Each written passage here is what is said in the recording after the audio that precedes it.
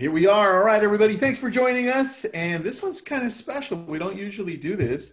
Today, we have the blessing of being able to interview these amazing team leaders. And we're going to talk about what they're doing for their offices and what they're doing for their agents, specifically for massive growth in the months that are coming and how they're preparing for next year already. So I'm going to go and cycle through who appears first on my name here. And Emily, you're first, so welcome. Please tell us a little bit about yourself and the area that you cover. Awesome. Thank you for having me. I am so excited to be here. I'm in Visalia, California. And so for those of you that don't know, the Central Valley, I cover Tulare County and Kings County. So we have 4 offices spread out between both counties. I've been a team leader for 4 years, and I am loving literally every minute of it. And so I recruit about, I don't know, between 125 to 150 a year. And we're #1 in our market. And that to me means the world. So I want to continue that momentum and push it forward. Those are insane numbers. I'm going to come back to you on that. I didn't last. All right. Frank, you're next on my list, buddy. Besides being an awesome Gary Vaynerchuk fan, tell me a little bit about yourself. I started in Keller Williams in 2004 as an agent, and I've been with Keller Williams, and I think it's probably one of the best companies out there. And I've been a team leader for the last 4.5 years.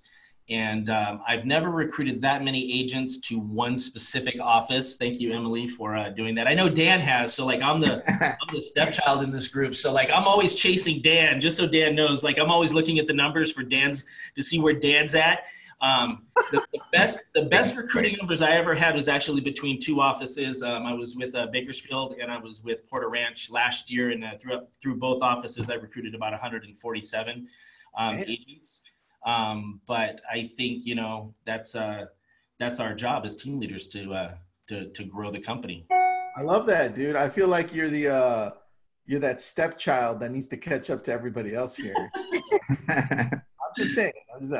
Thanks, Frank. Appreciate it. Not even close, right? No, I know. Dan, tell us a little bit about yourself, buddy. Hi, everyone. I'm Dan Stueve. I'm the team leader for KW Encino Sherman Oaks. I've been a team leader now for off and on for about 3.5 years. I've only been with Keller Williams. I've been a licensed agent for 7 years this August. So I do sell. I have a team. I became the team leader of Studio City about 3.5 years ago for a little bit. And then, but I'm here now at Encino Sherman Oaks. Love the Valley. I'm actually buying a house here now and moving here. Wait, where? And, in Valley Glen. Oh, I love Valley Glen. And just opened escrow yesterday, my first house. And do a pretty good job here in Encino Sherman Oaks. We recruited 171 agents last year. And usually around 15 to 20 a month. It's May, and we have 17 agents already joined the office this month. So, all right, Emily, we got it. Sorry, just had to flex my muscles here for a minute. I'm just going to interview the whole time. All right. All right. So, thank you for having me. It's super easy to be a team leader. So, I don't know where to start, Paul. It's easy. I know, right? And I think it's funny too. Dan was also assistant team leader at Keller Williams Hollywood Hills. So I do think that it's that bears mention, including I worked directly with Frank also, but not Emily. And so one of the interesting things, I think, if things are done right, that people can grow from one place even in one ownership group to be very successful in other places. And I just think that bears mentioning, because when things are going right, Keller Williams is a family, and we see the greatness in someone in our group. And if we don't have room for a team leader, or in Frank's case, sometimes it was geography and family that caused him to move. And just knowing he had done a great job with me in one place, but he needed to move, and it was in an area where there was a market center that somebody else owned. These are great opportunities, and I do think that it shows a high level of teamwork. I love that, dude. Yeah, great point. Now, I'm not going to take it lightly, guys. The numbers that you just gave me, that's insane. I know that there's probably the highest turnover in the team leader position. I've seen it. I've been part of it. I've never been a team leader, but I'm close to a lot of people that have been. So I'm going to go back and start with Emily and just ask you similar questions here in a line. And Paul's going to ask you similar questions too. But Emily, what are you focusing in right now with your offices and your agents to help them take advantage of this all of a sudden growth that we're seeing in demand for properties? Because it's not going to last forever, but what are you doing right now? Definitely. So one thing that's been amazing about, I'd like to take a positive out of anything, right? So one thing that I've taken away from this entire COVID experience is our new ability to be able to connect with everyone from right at home. So their excuses of, I can't get to the office, I can't get to the trainings, they're kind of out the window now. So what we've really focused is on training. Like you have no excuses. Let's get you in here. Let's get you motivated, keep going. But I think the most important part that we started before I get to technology, which I think is the biggest feature here, is the mindset. That's what we've really focused on lately, is making sure that our agent's mind is ready and ready to go. And don't get me wrong, I think it's super important for everyone to come in and get focused and get moving, but they have to have the ability to realize that this is a career. This is something that, even though it's great right now, it's consistency. You have to stay consistent. What you're going to do now is going to impact you 3 months from now. So just getting their mind right and staying positive, and that's a big thing for me. How are you doing that? How are you saying, okay, you know what, guys, let's focus on mindset. What are the specifics as to how you're approaching that with your office? So our training calendar is 50% production, 50% mindset right now. So not only do we have training that's, the basics, right? The fundamentals, how to write a contract, how to negotiate, all that. We also step it up to, okay, how do you work your SOI? How do you do your 33 touch? All those production and money-making activities. But then the other 50% is, okay, what are we doing to get our mind right? What books are you reading? Let's start a book club. Let's do some activities outside of the office that we could all kind of get together, whether it's a prayer group or whether we're all doing yoga, whatever it may be, we're doing activities. It's just about the mind and getting the mindset. And reading is obviously, it's been the best asset for us right now, is reading all these leadership books and podcasts. Those are great. I love that. Thanks, Emily. Good point. Now, Frank, we're going to you, but Paul may have a question. Paul, just jump in at any time if you want to interrupt. Sure.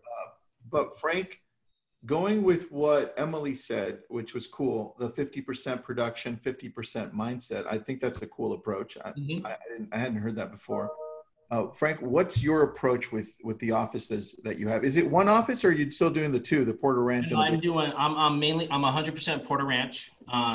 And this is a great office. The one thing I think is really important with an office is that, you can have a great team leader, you can have a great OP, but your entire office does not function as a whole unless your entire staff and your entire support staff is all on board as a team and working together as a team. If that's not the case, then you're just going to have problems across the board. And I'm super fortunate to have an amazing team here. The one thing, what I'm focusing on right now, I think it's very interesting, because when the market's amazing, it seems like everybody's amazing, right? But when the market hits a speed bump, it's like now it's kind of, what's that quote to where, like, when the tide goes away, we find out who's naked, right? So it's like you find out whose businesses are on point and whose businesses are not on point. So what I'm trying to do with my office is focus everybody back down almost to the ridiculous in creating their foundation for their business and making sure that's strong. Taking everybody that was doing amazing, that's not necessarily doing amazing right now, and working on that foundation, because the market is going to be the market. It's going to fluctuate. It's going to come up and down. And right now, like, we got hit with a huge curveball. What I'm finding is that strong agents, you know what? They hit the speed bump, but they're still going.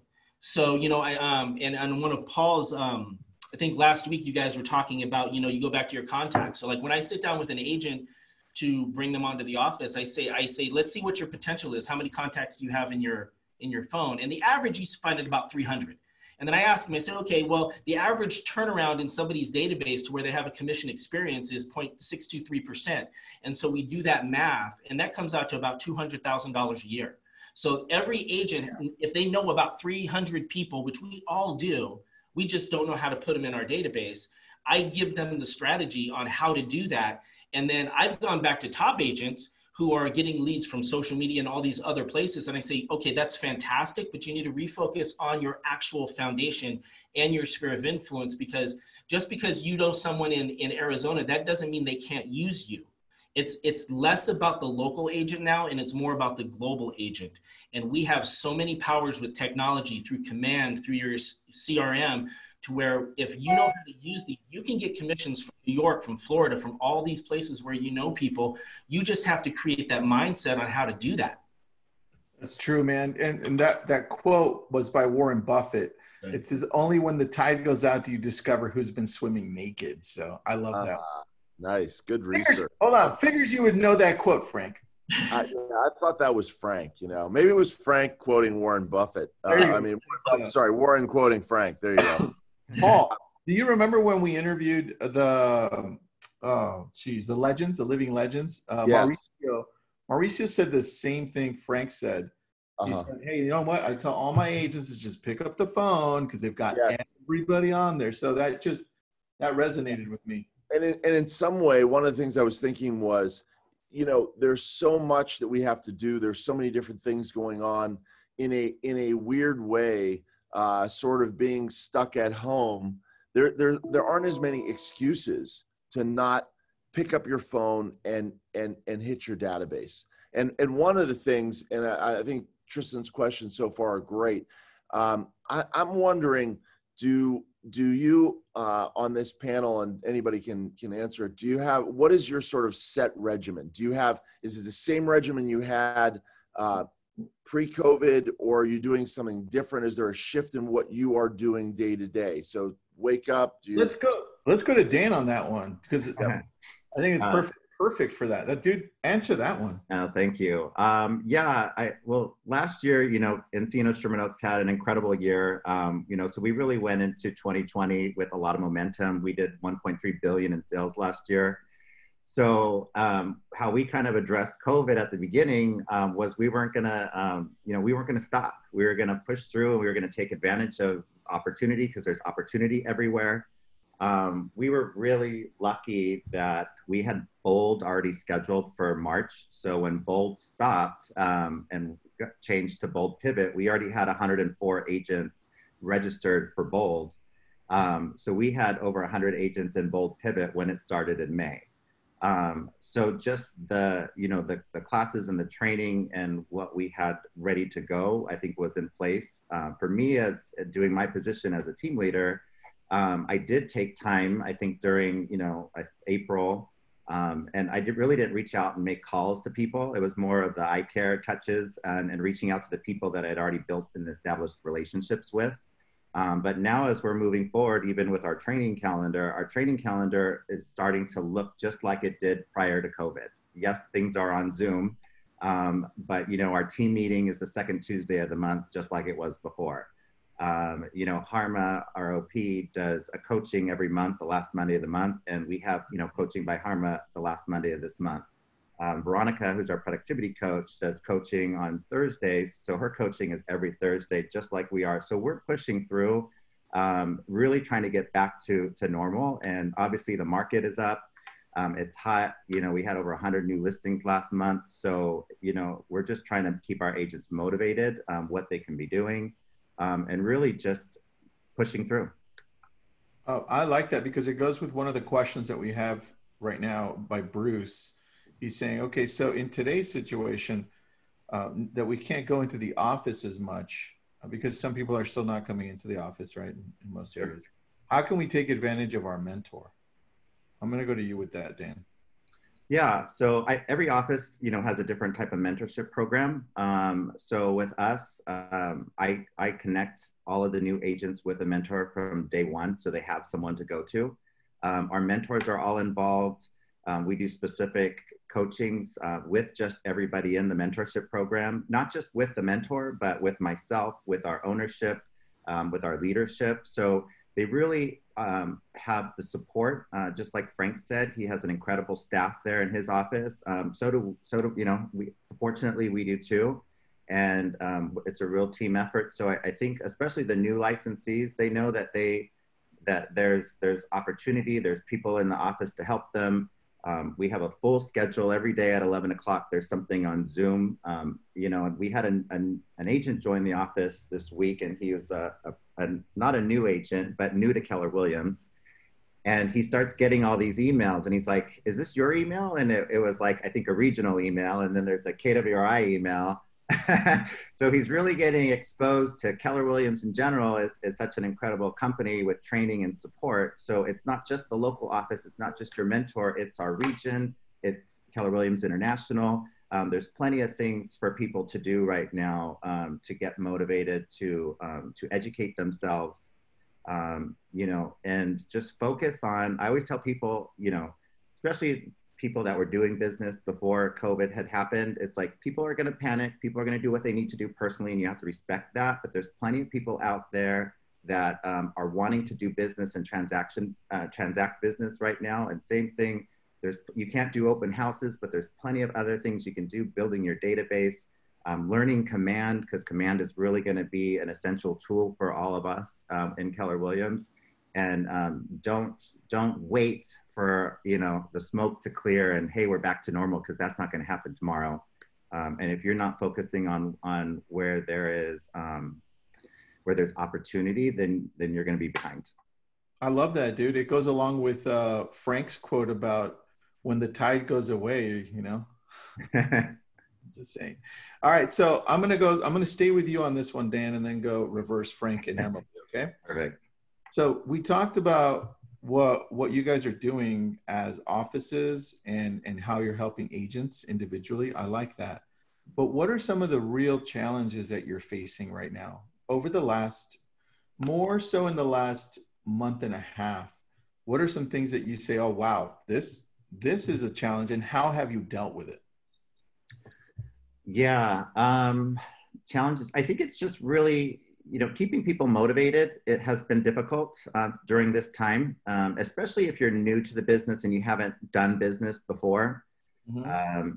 And, we have a lot of agents that joined just before March, and so they're like, what do I do?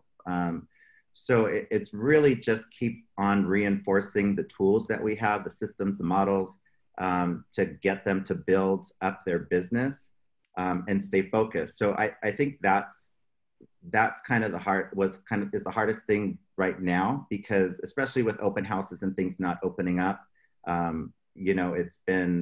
think it's been a struggle for some people to see past where they're going to find business and transact. But that's really it. I think at the beginning, March, April, when transactions were canceling, that's all pretty much calmed down, in my opinion. Mm-hmm. We're opening escrows constantly. I haven't really been seeing anybody canceling because of COVID reasons, even though there's so many different forms and disclosures, and the PED changes every single day. But people are focused on doing business right now, just like how they're tired of being in their homes. They want to get to restaurants and be out. They're ready to get out there and do business and work. Yeah, and I have a question. Really, I truly don't know the answer to. It could be for everybody, including Tristan, and that is that, as I listen to this panel, if I just came in from nowhere and listened to what you guys have said and your attitude right now, I would think that, all realtors are just doing great. There's all this phenomenal opportunity. And I know that there are so many realtors that are still waiting for this thing to be over, like, oh, hey, let's watch some more CNN. Let's watch, that's, right. That's, talk to some relatives about how terrible things are. I think, is it just the attitude? Is it the mindset? Because I know some people are really doing a lot of business. So here we bring this great group on. It's why we do it, so that I hope there are some realtors in our region that are watching this or going to watch it on YouTube. They're going to be like, wow, like, what's the date on this? You know, is it really today? Do you guys get that feeling, or is it just you? Is it the mindset you bring? What's the special sauce that we can give to these agents that think that, you know, the world's ending, or, you know, let's stay and wait around till something happens? That's such a great question. I'll kind of start off. That's why I think why it was so important for us as a leadership team here in Tulare County was we have to focus on the mindset, and we have to make sure that we are coaching and training that positive, you know, movement forward. And that was kind of going back to Tristan's question as well. It was going to be my same answer. Was I have a real bad tendency of, to me, COVID happened in March and we're now almost in July. Like, that was so last year to me in my head, right? And I have to remember that's not how everybody thinks, right? So I have the challenge of, even though I want to move forward and we're going forward and nothing has changed, we're still dominating the market, we're still selling houses, not everyone's in that same headspace. So that's why I think it's so important that when you're in a recruiting appointment or you're talking to an agent or even talking to your clients, you have to train them to think positive, train them to think, we got to keep going forward. It's so important to really focus on the mind. My thoughts. That's so good, because Paul, actually everybody here can relate to that. We move at such a different pace than most people that we have to take for a moment and be more, I think, socially aware, self-aware, and emotionally intelligent to understand, okay, got it.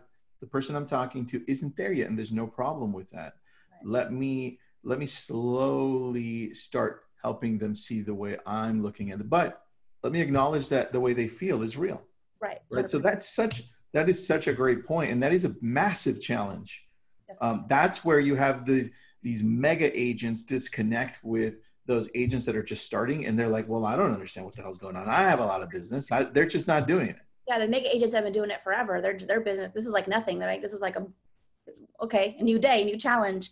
And the new agents are just like, oh my gosh, so overwhelmed. So what we did in our office was we broke down our ALC. We broke down our roster, and each ALC member is responsible for like 10 to 15 people.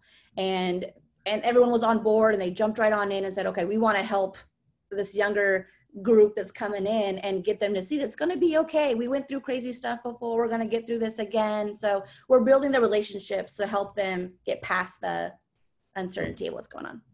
I love that they broke down the ALC differently, Paul. Oh yeah, that's cool. That's cool. And it's a great way to stay connected. I think in these times it's important for offices to make sure that they are connected with the different agents. But, you know, for the most part, what I want to talk about is, you know, what can the agents do? So one of the things that I was looking at was, you know, the mega agents are getting a bunch of business, and in some ways it's gotten easy for them. So even easier. So I've talked to big agents, and I've talked to big agents, and that business is coming to them. Okay. Now you're not a big agent, you're a brand new agent. It's like, oh, you know, the sky is falling. Well, here's the deal. And just being very blunt about it. If you are a brand new agent under any circumstances, okay, business will not come to you in that same way. But I believe that a brand new agent has just as much opportunity to jumpstart their business right now or more than they would in more regular times. Does that make sense? So I'm not saying, hey, I'm a brand new agent, you know, you know, this is a terrible time to start. I think it's a great time to start, but know that that the launch of a career takes a lot of energy no matter when you do it. Yeah. You know what, Paul, can I speak to something there that you said? You said that all these big agents have business coming to them. And I would actually disagree with you, because if you talk to those big agents have had those people probably in their pipeline for a period of time, and they've reached out to them numerous times, and they have conversations with them numerous times. So when it just comes to them, it seems like it's just coming to them. But if a quote unquote new agent jumps into the pool and starts doing the two things that I think is super important as an agent, and that's create their sphere of influence and fill their database as quickly and as fast as they possibly can, and then over communicate with them ad nauseum to where you're thinking, wow, this is a little uncomfortable to communicate with my people that much. That's probably when you're just at the point of communicating with them at the right amount. One of the things we're doing in my office is that normally you would put your people on a quarterly touch list where you touch your people once a quarter. That was like the norm. Now I'm telling my people, I go, that's not enough. Because of the way everything's changed, you should communicate with your people on a monthly basis and increase it. One of the things we're fighting with the agents that I see is complacency. Is that you were told to stay home, you were told to not do things, and so everybody kind of literally stayed home and started not doing things. And in my mind, when it comes to business, it's like sports and business have the same philosophy what it takes to win, and that's speed. You have to be fast. Any team out there that is fast, that's the team that's probably going to win. And that's the same in business, is that you have to be fast and you have to communicate with your people a lot. Lack of technology, I see a lot of agents that have not adopted technology, have not jumped on the technology train, are having trouble right now. And from years ago, I told people, I was on Facebook really early, and I told people, you know what, you can either go with technology or you can get drugged by it. Those are your choices. And right now there's a lot of people getting drugged by technology, and it's our job as leaders to help push them into that space. Right. And the one thing that I found as far as being a team leader is that you can't be more motivated than you can't expect the person sitting across from you to be more motivated than you are. So you have to be passionate, you have to be motivated, you have to be positive above and beyond anything else, because there's a lot of doom and gloom. I mean, if you watch the news, watch the news for 5 minutes and let me ask you how you feel after you watch the news. I try not to watch the news, but motivation and positivity, I think, are major keys in this position. Because this is how we're the example of, like, Dan has his own team. I'm sure Dan resonates with this really well, is that, you have to lead by example with your team, and they're going to look at you as far as what are you doing? How are you doing it? And it's really about spreading the positivity and staying motivated and showing people the way to go, not just telling them. That's very true. Frank, I just want you to answer the question in regards to challenge for your office. What's the biggest challenge that you've seen over the last month and a half or so? It was complacency. Agents just not feeling that they needed, or trying to figure out what the new norm is. And it's just like, oh, it's a good market, it's a bad market. It's like, no. It's no. Things are always going to change, and your ability to adapt faster is going to depend. That's going to be your success. If you can adapt quicker, you're going to be more successful faster. And so the game has never really changed. So the game is you fill your database as fast as you possibly can, and then you communicate with your people in your database as much as you possibly can. And It doesn't always have to be about real estate. And the challenge, I think, is a lot of people think, well, what am I going to talk to them about real estate? It's like, no, you call them and you talk about your family, you talk about their occupation, you talk about their recreation, you talk about their dreams, you talk about their kids, you talk about their dog. People are so focused on the transaction and the listing and the sale that they're not focused on the one most important thing that they should be focused on, and that's the relationship. If you just focus on the relationship, the business will come 100%. I bet my career on it. Great. That is such a really good point. That's a very, very good point. You sound like Seth Godin. I need less hair. Yeah, he's the one that says, hey, look, it's a journey. We have to connect with people on this journey, which is show them that you're the one that's going to be able to take them to the level they want to get to. This is what we're up for. Yeah, this is what our careers are off of this. This is what we're put on this platform to do. So to me, it's fun. Yeah. I love that. All right. So then let's go to Frank next with the next question. And then we'll go to Emily and then Dan, or maybe Dan and then Emily. We'll just mix it around here. Here we go. Frank, so now we talked about challenges. Now let's get into what you're doing in the next few months to prepare for what you think the next market's going to look like. And let me throw some curveballs in there, because this is an election year, right? Mm-hmm. Maybe it matters, maybe it doesn't, right?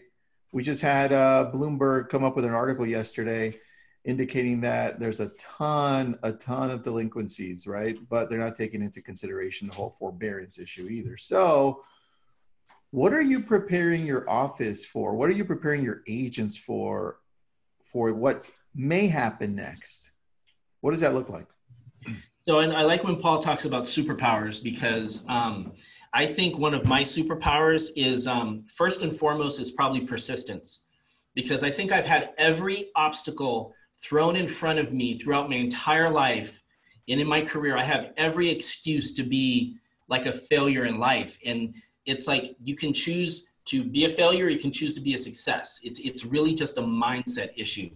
And so this is just another obstacle that's getting thrown in front of us. And there's just all these different things. And you can look, say, oh my God, you know, I hate Trump, or I hate Biden, or coronavirus. And you can make up all these excuses on the reason why your business is where it's at. Or you can just decide and start doing the fundamental things that you need to be doing consistently to get your business where you need to go. So first of all, I want to get everybody in my office back to the model and to focusing on the foundation. And I sat there and I talked to an agent in my office the other day whose business kind of fell off track or whatever, and he wasn't really doing any business. And I said, you know, what's the most important thing right now?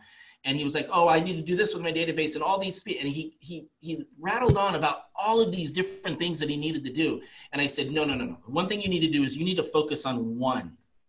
Get one. So a new agent coming in, it's like, do everything you can possibly do to get one transaction. And then you take what you did to do that and you start building it slowly. And you basically, you take a model and you look at the model and you focus on what the model is. Now, this is a model for 7 figures.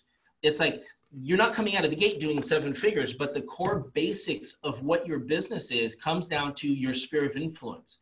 Like 90% of the agents that are out there are focusing on their sphere of influence, and that's where their business is coming from. And I do this in my team meetings, and I know Dan and Emily probably do that in their team meetings, is that an agent goes, I have a new listing coming up. I go, where'd you get it from? Oh, it's a sphere of influence. It's a sphere of influence, like everybody's sphere of influence. But yet everybody's so like enamored with like online marketing and flyers and, oh my God, I can't do open houses. It's like, if your business was focused on open houses, then your business was broken from the beginning, period. Like, your business should be focused on sphere of influence, and then when you get into a farm, you create a connection with that person, and that person in your farm becomes part of your sphere of influence, and it's just a spiral. So I'm trying to get back. So one of the classes I'm starting to teach in my office is called Speed to Lead.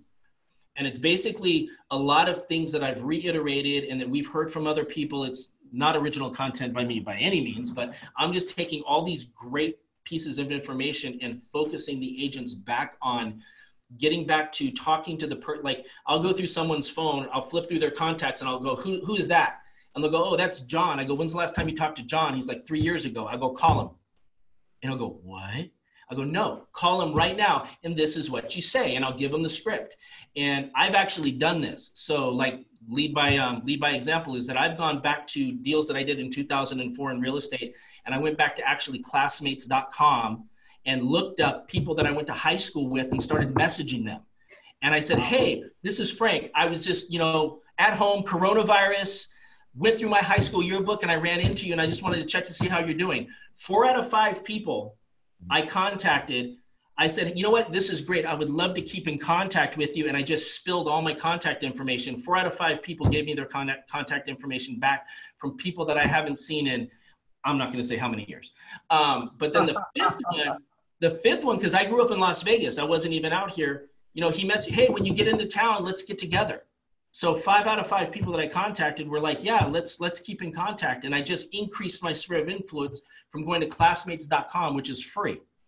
So it's like getting back to the foundation of growing your sphere of influence is the number one thing. And honestly, right now, I don't know what else besides social media, which I think is my sub superpower, social media and sphere of influence, and they kind of go hand in hand. You're not going on TikTok, Frank? Well, hold on. You're going to like this because you did a live video on TikTok on how to do TikToks and what to do with TikToks, right? Yeah. So what happened is that I said, you know what? Tristan's the man. That's a thing. And I jumped on TikTok and I started playing around with TikTok.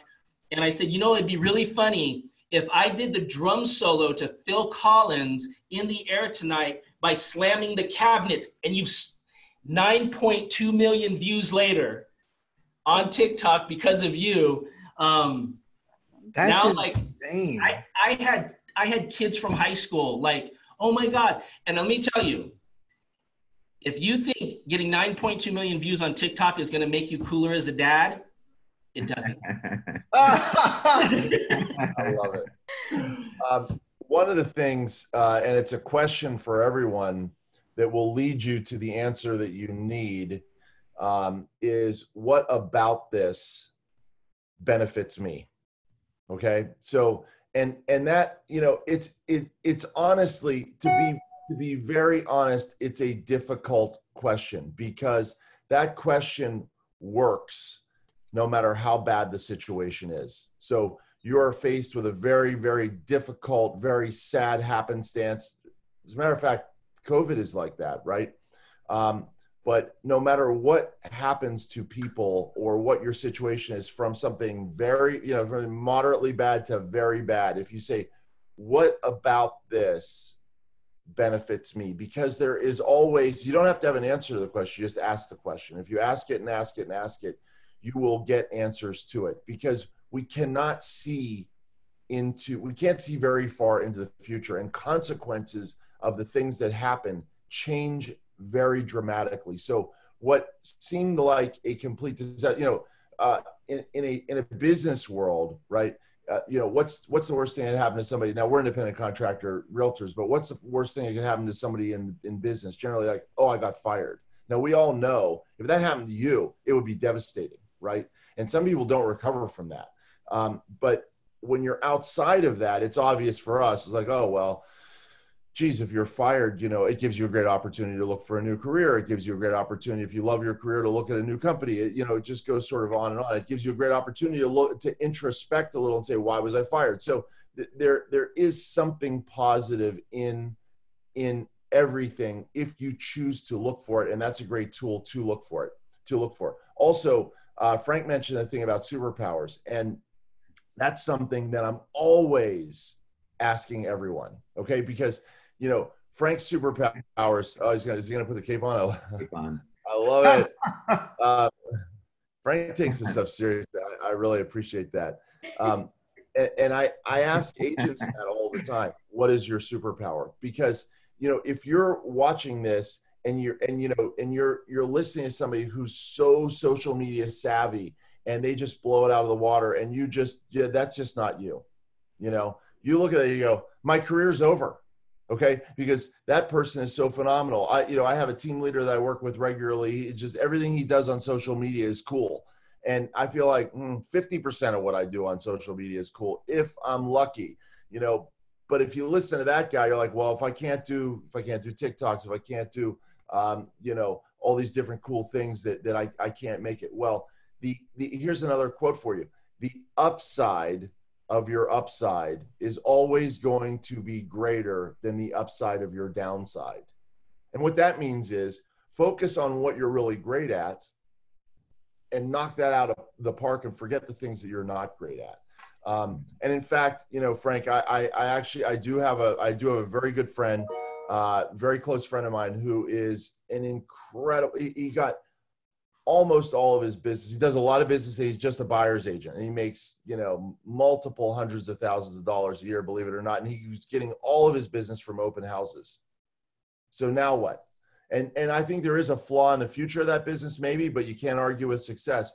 And he just pivoted. You know, he just pivoted, and he started doing things like what you're talking about and going to a sphere. And he's doing just as great, if not better, right now than he was before. So there's always something to do. And it might be an interesting question to ask Emily and Dan briefly. What is your superpower, and how do you differentiate yourself using your superpower? How do you get more of your upside? For me, I can connect with anyone. My relationship building, I mean, it's a technique gosh, since I was little, I've never been the shy kid. I've always been the one that's outgoing, first one to speak. I just can connect at a level, and I relate to people really easily. But one thing about me, and that I've taken from all this, is like I'm probably the last person on. I don't have a TikTok. I don't have a Snapchat. I think I have a Twitter, but all I follow is like, I'm huge into sports, so I just follow my sports teams, and I barely use Facebook. And I'm out here number one in my market, recruiting 150 a year, because I focus, like you said, on what I do really, really well. But if you told me, like if Dan says he gets 150 off of Twitter, I'm signing up for Twitter right after this call tonight.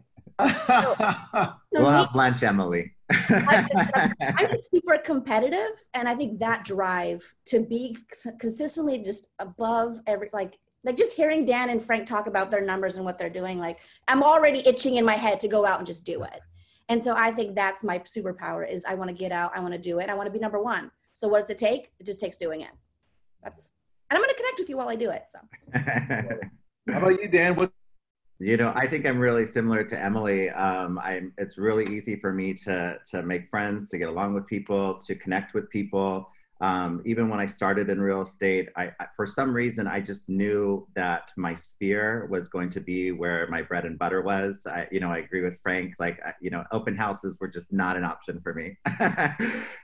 So, I definitely think connecting with people, staying in touch with people is a superpower for me. I actually really promote the fact that I do sales and I do have a team. My agents know I'm in the office every single day. I'm there for them all the time, but I consider myself a resource to them. So even during, COVID, and I have a team, it's like I had to shift my business as well. And it's really what you need to focus on is building relationships and building your system. And that's something that everybody can do regardless of what type of business they do. And this is the perfect time to do that. So that's where our focus has been. That's where my team's focus has been. There's tons of opportunity. So I really think, personality, connecting with people, being in the business is really a superpower for me. Whoever's focusing on their systems right now, you look at the top agents, even in our office, Stephanie Vitaco, the #1 Keller Williams agent worldwide in our office, regardless of what the market is, we've been talking about, a recession or a downturn or a shift, I think for longer than I've been a team leader. So it's like, it's coming, and then it's like 2020, it's like, well, we just did this. And it's like, how is this coming? And look what 2020 happened. So it's a crystal ball of what's happening in the future, but people that are focused on their systems and continuing building their relationships, they're always going to do business regardless of what the market dictates. I love it. Frank, what about you, Super Frank? What was the question again? What's your superpower?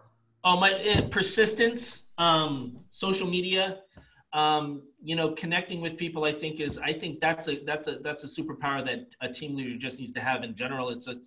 I'm really good at telling my story, and I'm really good at helping agents find their story, because when an agent comes on, they're lost. They don't know what to do. It's like, what's your story and how do you play it out? So when you put a goal in front of me, it's not if I'm going to achieve that goal, it's when. And so I think I've been hit with so much adversity in my life that it's just like, I just know the only thing that can stop me is me. And, as long as I have that mindset, like if you come to me and you're like, Frank, this is the goal I want to hit, then like, guess what? You just brought me on your team. And now in my opinion, you have my mindset, and we're not stopping until we hit that goal. And I tell agents all the time, I'm going to give you every tool, including myself, to hit your goals. The only thing I can't do is the work for you. You have to do the work. So I think persistence is probably my #1 superpower, just because I am not willing to be stopped. I love it, man. That's a good one. And in working with, sorry, go ahead, because I'm going to mute that while that thing's ringing. No problem. Dan, let me go to you in regards to future. What are you looking at now to do? How are you preparing your offices, your teams for the end of this year and possibly early next year? I think I tried to merge that answer into the last answer. So continuing to build those relationships, those eye care, calls and texts, and really strengthening those foundations, working on your systems. For me, I talked about Sphere being where I get business from. When I started in this industry, that was my focus. I created a database, and I had over 2,000 contacts in them. But during COVID, you know, and I've been somewhat marketing to them, but being a team leader takes a lot of time away that. And I always say that I put my business in my back pocket because I care so much about the office and the growth of the office and our agents.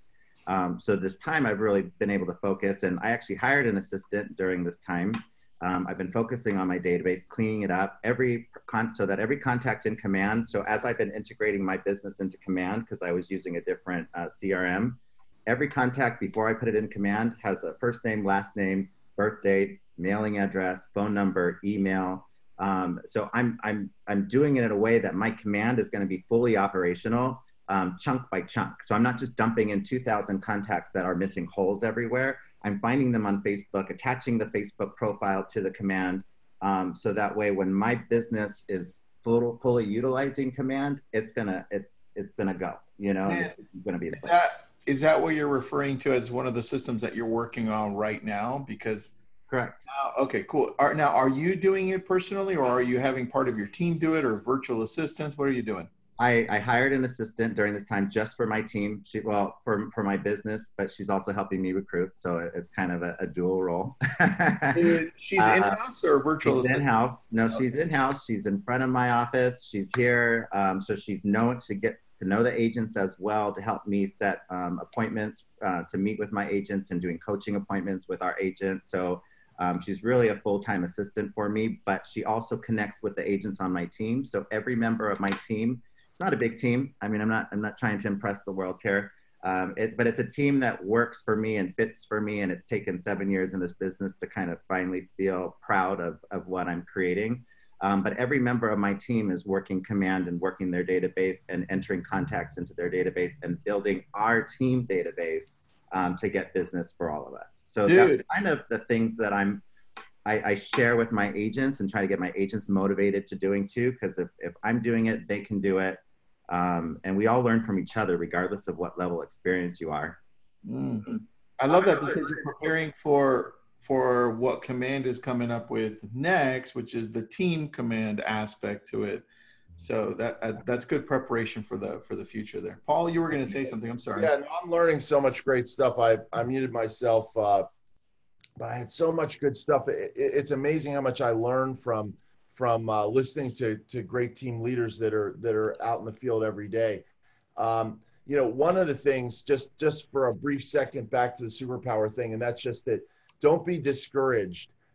Everybody has a superpower. So for example, I think a great superpower when you're a team leader, and this is really for agents, okay? So you have to just look at it as an analogy, but for a team leader, if I could pick a great superpower, like, hey, I'm going to be a team leader. Like, if I had grown my own personal business from 20 units a year to 50 units a year, and I had gone through that process and used Keller Williams systems and models to do that, and there's a team leader that I work with that did that, I'm like, wow, that's a superpower. Okay. Now, I have another team leader who is just as successful or more successful that has never done real estate sales. Okay. So I'm just drawing that dichotomy. Okay. Because you don't have to have a particular superpower to absolutely crush it. Just know what yours is. And sometimes, because I know these team leaders, sometimes, for example, one superpower that Frank didn't mention, just because it's sort of a subsidiary superpower, is Frank's a single dad. And you know what? Frank has had, like he said, yeah, oh, I've had personal struggles. Okay. He's in the grind of raising kids as a single dad and, working every day. So how's that a superpower, right? Well, right. The answer, Frank told me, anytime I talk to a realtor that I want to get into business with or whatever, I just look through the list. I find all the single moms and the few single dads. I'm like, bam, I'm going to connect with them because I can tell them what I've done and balanced in my life. So that's a good example of, number one, you don't have to have a particular superpower to be a phenomenal realtor. And sometimes it can be what seems like a disadvantage can be your superpower. So that's just a point of reference. And then sort of back to it, it was one of the things that I think was going between Dan and Tristan, and that is, It's related to that, but I think every realtor should be able to answer this question. And that is, what do you want to be known for?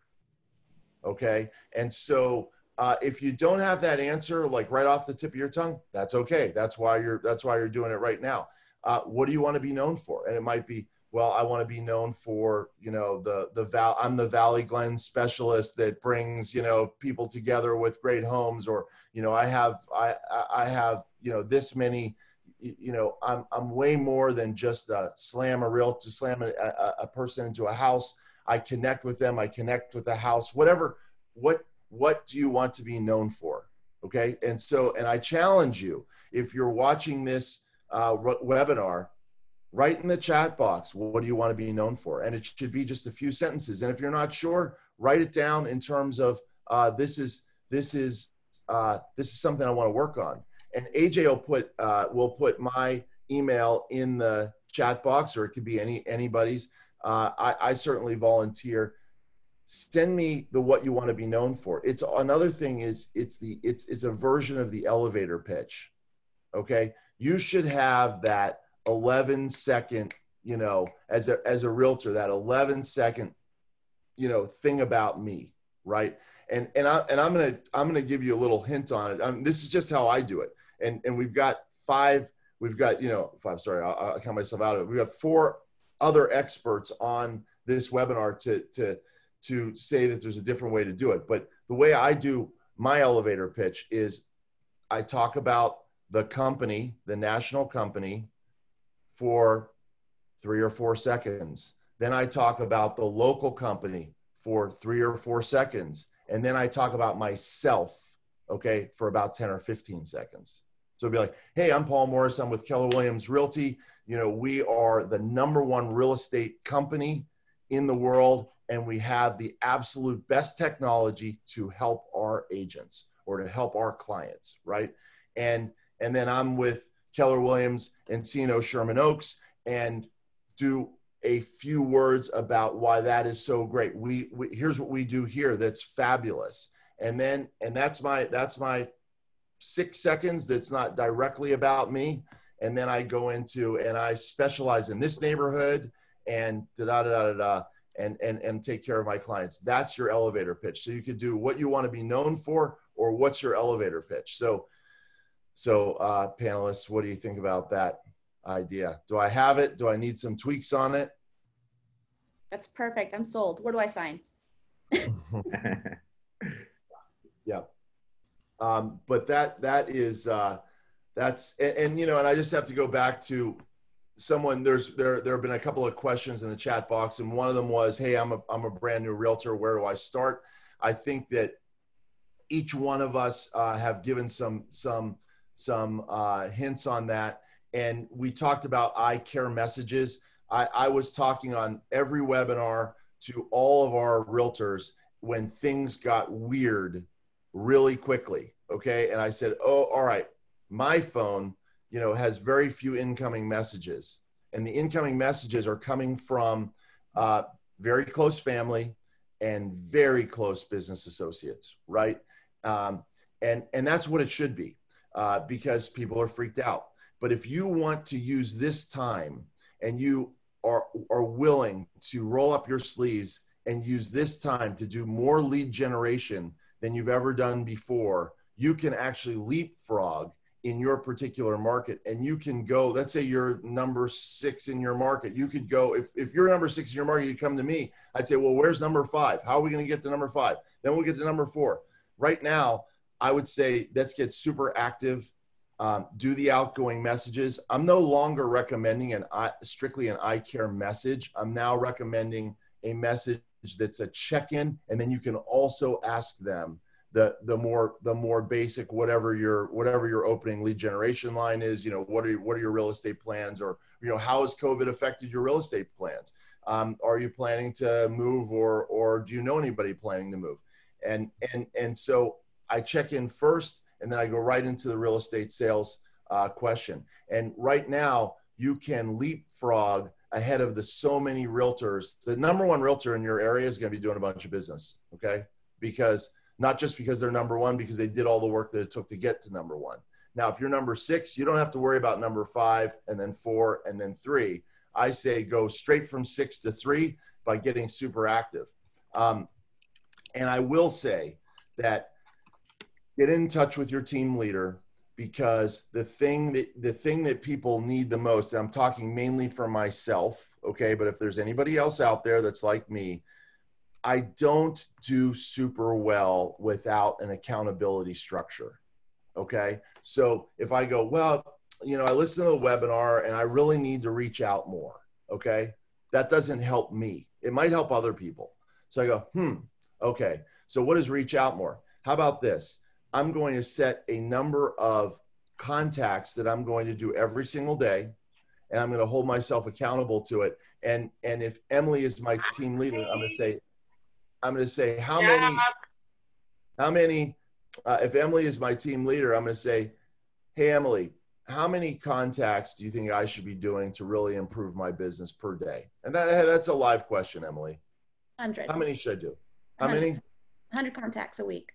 100 contacts a week. Okay. So is that a live contact, actual conversation? Actual conversation. Okay. Let me tell you something. That's a high bar. Okay. And I might even say, Emily, I want to win. Okay. So I'm going to start with 10 a day. Okay. Is that all right? You can do more, Paul. Iffy. Okay. Okay. All right, fair enough. And I like the way Emily's doing this. But Emily, if I send you an email at the end of the day, would you be open to receiving that email? Of course. And if you don't send it to me by 5, I'll send you one at 5:01. Okay, I love it. And now I've just created an accountability structure. There's not a team leader around that wouldn't love to have that call. Okay. You know, to call a team leader and say, hey, Dan, I've got a bunch of work to do. I'd like you to do it for me. Okay. You know, Frank, you know, that's not what a team leader wants to hear. But if I call Dan and I say, hey, Dan, I watched the webinar, you know, I want you to help me with scripts. Okay. Let's make sure my script is good.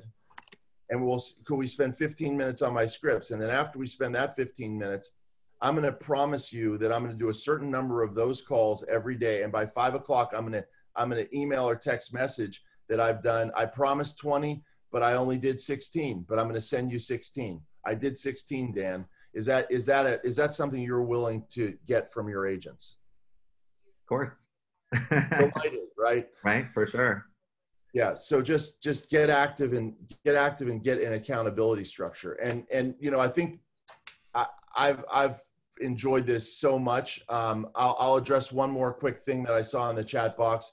And someone said, you know, geez, I wish that, and it's a little bit of an elephant in the room sometimes, you know, I wish that team leaders, you know, would from other offices would work more together. Okay. And I think we have done a better job of that than we've ever done. Can we use improvement on it? Absolutely. And I'm going to tell you that in owning more than one office, okay, I even have to deal with my own team leaders working well and sharing with their team leaders from the same ownership group. But those days are in the past, and that's why we're doing what we're doing right now, and that's why we're talking to team leaders from all different offices. Certainly, we're going to pick the best ones, and I really don't think that we're in a time now where I see, okay, and I think it's just the way you look at things. I see team leaders cooperating more from different offices than I ever have before.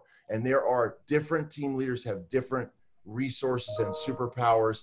And I don't know a single team leader that's a great productive team leader that wouldn't get on a webinar and share all of the things that they want to share with everybody around. Emily actually might be in a geography that's less scrunched together, you know, but Frank and Dan, you know, they're in market centers that have all sorts of different market centers around them. They are not afraid to get on and say, hey, let me tell you my secrets, right? Because we all want to help each other. There's plenty to go around, right?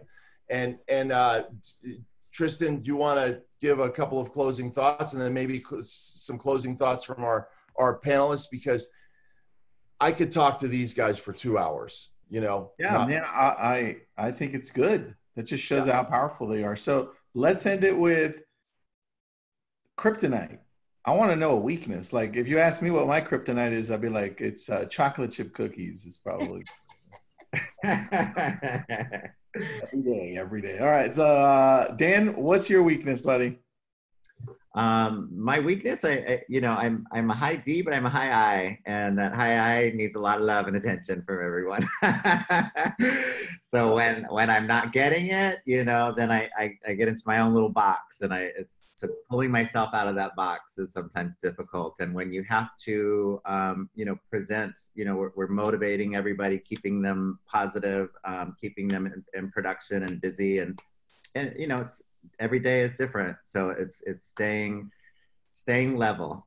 That's my kryptonite. You know what? That's what I love. That's what I love about Dan, because Tristan, you asked a phenomenal question, but then you softballed it. You're like chocolate chip cookies, man. I mean, then we go to Dan. Sorry, I don't mean to pick on you. Of course, Paul. But no, I mean, Tristan. Then we go to Dan, and Dan gave like a genuine, heartfelt, like real kryptonite answer.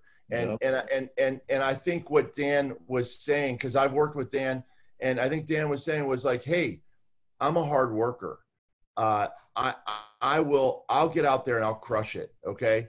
But I know that I need, love and support in order to fill my bucket before I can go out and crush it. And that's such great awareness to have, because at the end of the day, and, as a slightly older man, at the end of the day, sometimes what I find is when you can have that awareness, it's great to surround yourself with people that fill that bucket. And sometimes you're just not going to get exactly what you want. And how do you do that for yourself, and how do you, and in times of COVID, it's such a great piece, Dan, and we could do, 20 minutes on that for sure. Thank you, Paul, for sure. So Frank, what's your, and great question, Tristan, what's your kryptonite? I would say negativity, lack of energy. I need positivity, and I can't. I mean, as agents and as team leaders and leaders in general, I mean, it's so easy to get in our own head. And I went through such a bad period of time, like in my life at one point, to where I realized that I had to constantly be filling myself with positivity and positive energy. And when I get around that stuff, that's just like the worst. I hate negativity. So that's probably my biggest kryptonite. I hate it. Mm-hmm. Mm-hmm. I love that. All right, hard to follow up. Well, and if I could just say too, because it was so key, the two comments, that is those two kryptonites are something that a lot of agents are going to feel, especially right now. It's hard to get, when you're talking about Dan's kryptonite, which is, and I identify with both of those. I really do. It doesn't have to be for everybody, but those particular two I identify with. And it can be more of a personal practice during COVID to seek out the positive people, right? To address Frank's statement, that are going to sort of fill my bucket to address Dan's, because it's really two sides of the same coin. So really cool stuff, you guys, and really valuable to the people watching in our panel, viewing in here. Start every day. And you know what? I'm going to tell you, I do not do this. Okay. But I'm friends with Hal Elrod, who does Miracle Morning, and I don't do it. I'm interested in starting something, just having a morning routine that sets you off in the right positive direction. Well, I think would be a big help for me, for sure. All right, Emily. My biggest kryptonite is I'm not patient at all. I have no patience, and I work on it every day. I wake up and I said, I'm going to be patient today. But I have this mentality where I just want to get in the Lambo and I want to go 100 on the freeway, and I just expect everyone to go 100 miles an hour with me. And I just have to remember that not everyone drives Lambos. Like, we got to slow it down. Yeah. Well, and you really can lead by example that way. you know, you can lead by example. I know a lot of people that win through passion and energy. And I also get what you're saying too, because sort of in sales, right, mirroring and matching, you know, and in leadership, it's a little difficult because we have to succeed through other people, and to mirror and match their energy is a challenge for sure. Sure. Yeah. Well, I got to tell you, I can't tell you how much I appreciate this. I am on the road right now dealing with some family issues myself, and you know, and I tuned in feeling a little negative. I tuned in, you know, wanting a little bucket filling myself, and I tuned in a couple minutes late, and I see like Tristan's energy, you know, just overflowing and asking this great panel great questions, and I find myself 1 hour later, I'm like, dude, I'm all good. I'm ready to go. I think we could go for 4 hours, Paul. Absolutely. I love it. Well, thanks for being on, everybody. Appreciate your time. You guys are all absolutely amazing. I'm gonna have to reach out to all of you separately. So I need their Paul, can you connect me with all of them? Sure. AJ's the best at that, but it's easy. Perfect. AJ's on here. AJ, can you connect me with Dan, Frank, and Emily, please? Appreciate it, bud. All right, guys. Well, thank you for being on, Dan, Frank. Thank you, everyone. Thank you for having me. This was awesome. Thank you, Paul. Okay, thanks a lot. All right.